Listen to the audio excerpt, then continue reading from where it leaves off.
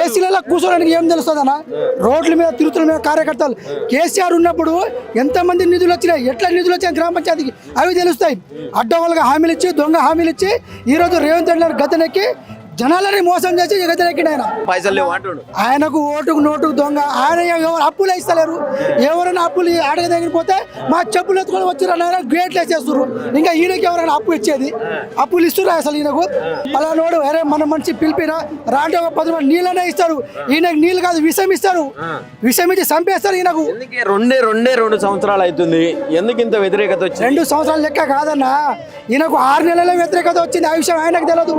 ఈయన చుట్టూరులో ఉన్నారు మంత్రులు, వీళ్ళు చక్కగా ఉన్నారా?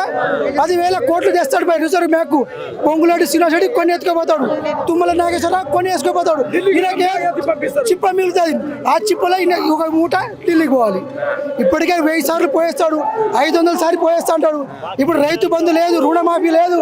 మళ్ళీ పాప వికలాంగులు 4,000 ఇస్తాం, 6,000 ఇస్తే కాళ్ళు వేసుకుంటే పోయి ఓటేసాడు.